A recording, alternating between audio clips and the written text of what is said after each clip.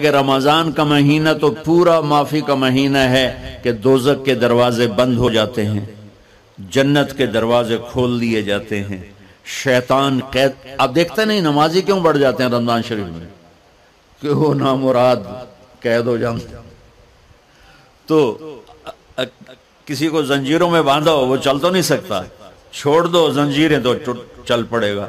تو اللہ تعالی ہم سب کی حفاظت فرمائے. کوئی دعویٰ نہ کرے، لیکن جو تھوڑا سا غفلت میں ہوتا ہے تو ایمان کمزور ہوتا ہے، انہوں تو شیطان بن کے جامع نہیں دینے.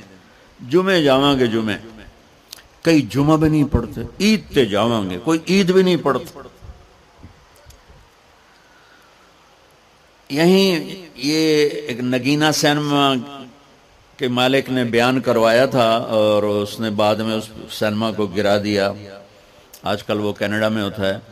تو وہ سینمے کا جو تھا نا مینیجر، وہ میرے پاس آیا، کہا مولانا آج میں پہلی نماز پڑھی ہے. وہاں ہم نے مغرب کی نماز پڑھی، اس کے بعد بیان ہوا. بیان کے بعد وہ اتنا ہنگامہ ہوا کہ رش بہت تھا تو وہاں نماز پڑھی نہیں جا سکے. ہم نے کہنے لگا میں چل رہا تھا میرے ساتھ ساتھ، مولانا آج میں پہلی نماز پڑھی. میں نے کہا کیا مطلب؟ کہا جی یہی کہ آج زندگی دی پہلی نماز پڑھی. ہوگا راؤنڈ اباؤٹ 40-45 سال کا. میں کہا پہلی نماز؟ ہاں جی پہلی نماز. جمعہ پڑھے؟ نہیں کدی نہیں. عید؟ نہیں کدی نہیں. آج پہلی نماز توڑے پیچھے پڑھی ہے.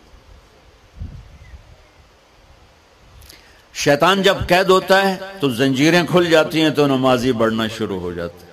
اس کے بعد جو گھٹتے ہیں نا تو شیطان کی وجہ سے نہیں، اپنی عادت اور سستی کی وجہ سے.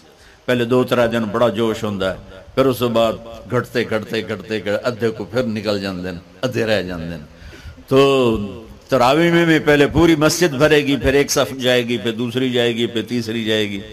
تو بھائیو یہ رمضان آ رہا ہے، دیکھو میں ہاتھ جوڑتا ہوں. نماز 5 وقت سارا سال فرض ہے، لیکن روزے کی برکت سے کیا ہوتا ہے؟ شیطان قید ہو جاتا ہے تو وہ سارے بھاگے آ رہے ہوتے ہیں. اللہ سے مانگ لو اس رمضان میں کہ یا اللہ ایسی توفیق دے کہ موت تک نماز نہ چھوٹ. رمضان میں بہت سے لوگ رشوت لینا چھوڑ دیتے ہیں کہ نہیں جی ہن رمضان شریف آ گیا. رمضان شریف بھی تو آیا ہے لیکن اصل میں شیطان قید ہوا ہے تو اب کہہ رہے نہیں ہوں رشوت نہیں لینی، مہینے بعد لواں گے. ڈنڈی مارنے والا کہتا ہے نہیں صحیح تولنا ہے، پھر رمضان تو بعد کٹھی کسر کر لواں گے. وہ کیا وجہ ہے پیچھے؟ ایک تو رمضان کی برکات ہیں، اور ایک شیطان کا قید ہونا ہے، اور ایک جنت کے دروازوں کا کھل جانا، دوزخ کے دروازوں کا بند ہونا، اللہ کے عرش کا پہلے آسمان پہ مستقل ڈیرا ڈال دینا، اور پھر اعلان کرنا ہے کوئی بخشش آنے والا ہے، کوئی معافی مانگنے والا ہے، کوئی توبہ کرنے والا ہے، کوئی جنت مانگنے والا ہے، کوئی دنیا مانگنے والا. آؤ مانگو. اور ایک فرشتہ اعلان کرتا ہے اے بھلائی کے چاہنے والے شاباش آگے بڑھ.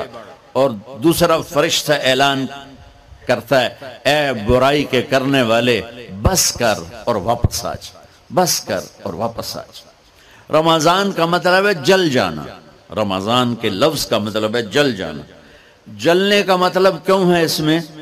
کہ رمضان میں اللہ سارے گناہوں سے اپنے بندوں کو پاک کر دیتا ہے اور ان کے گناہوں کو جلا دیتا ہے، جس سے وہ پاک ہو کر جو سونا آگ میں جل کے خالص ہو کے باہر آتا ہے، روزہ رکھنے والا بھوک کی آگ میں جل کے خالص ہو کے باہر آ جاتا ہے، اللہ اس کے سارے گناہ معاف فرماتا ہے. دھیان نال سنیں جی. سب سے اعلیٰ درجے کا مسلمان، میرے نبی کا جواب، جو سارا دن مصلی پہ بیٹھا رہے، جو ہر سال حج عمرہ کرے، جو مسجد سے نہ نکلے، جو رات کو قرآن پڑھے، دن میں روزے رکھے. نہیں، سنو غور سے سنو. من سلم المسلمون لسانہ ویدہ،